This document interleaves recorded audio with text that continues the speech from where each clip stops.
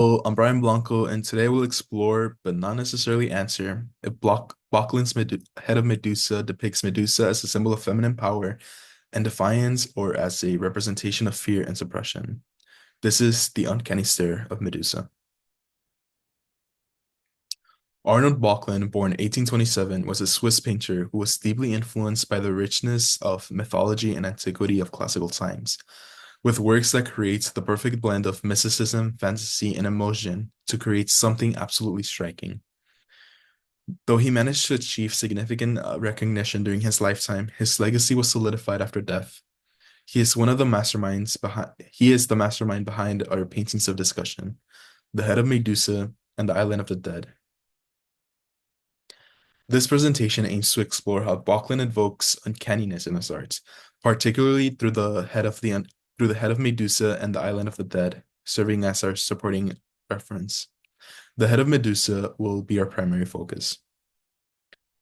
Through its composition, deep symbolism, and context, we will examine how Böcklin's technique elicits such complex emotional response in its viewers. I will also delve into a few key themes throughout the presentation: uncanniness, feminism, and fear, while exploring theories like Freud's wild interpretation of Medusa as a symbol of castration. Why does this matter? The uncanny disrupts our sense of reality, forcing us to confront our fears, biases, and the overall unknown. Böcklin's art is just a means that allows us to engage in an open dialogue about power, gender, and sexuality, transforming fear into a deeper understanding of not only ourselves, but the world, all while examining creepy looking paintings. To start off, let's examine the concept of the uncanny valley. The uncanny valley is a phenomenon that occurs when something appears almost human, but it's slightly off, creating a sense of eeriness or unease. It happens with lifelike representations that blur the line between what we find familiar and the unknown. The valley and the uncanny valley refers to the dip in the graph. As something becomes more and more human-like, our comfort levels with it increase until it's almost lifelike, but not quite, causing the aforementioned feelings. The familiar and the hidden, as the name suggests, consists of two variables.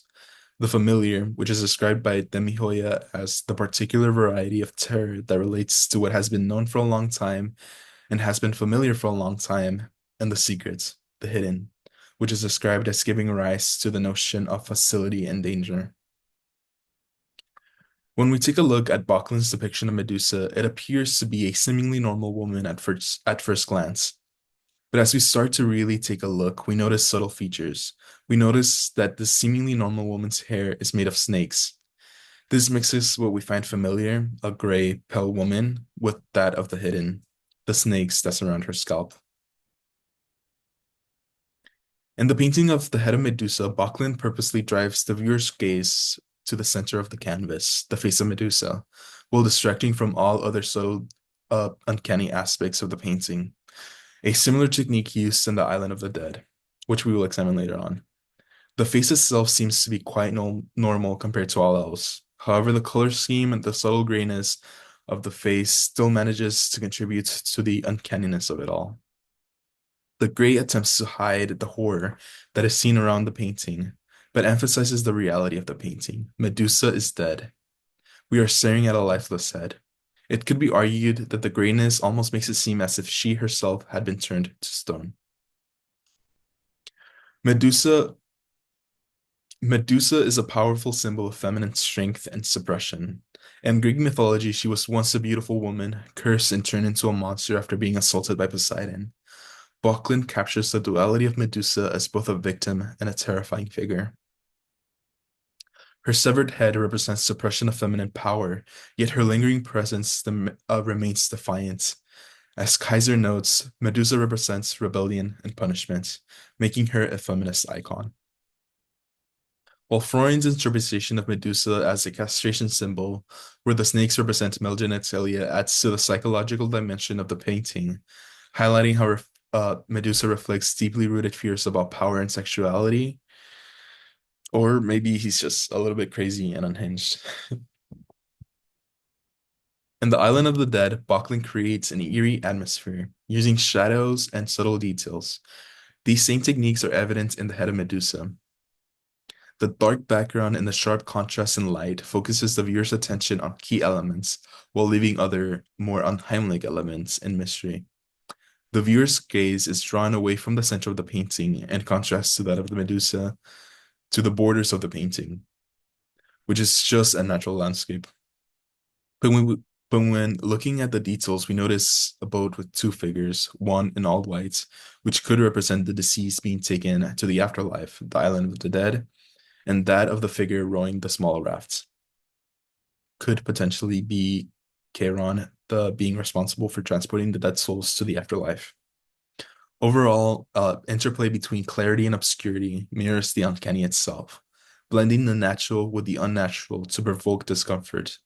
Baucklin's broader work showcases his skills in creating unsettling and mysterious imagery.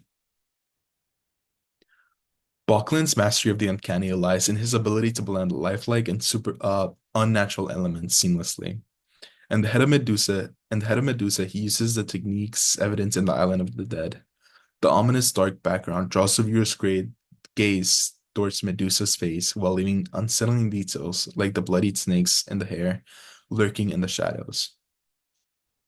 The facial expression of Medusa is hauntingly still, as if she were turned to stone herself, as I mentioned before.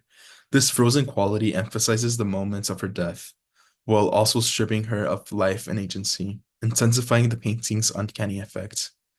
Across his work, Bauckland uses these techniques to create unsettling atmospheres.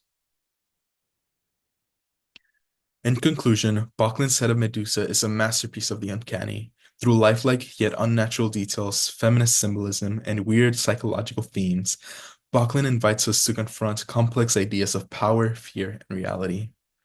The uncanny is more than just a mere artistic technique. It's a reflection of our deepest anxieties and challenges us to see beyond the surface and engage with the unknown. Baucklin's work reminds us that art has the power to disturb, provoke, and inspire lasting dialogue about what we are and what we fear. Thank you.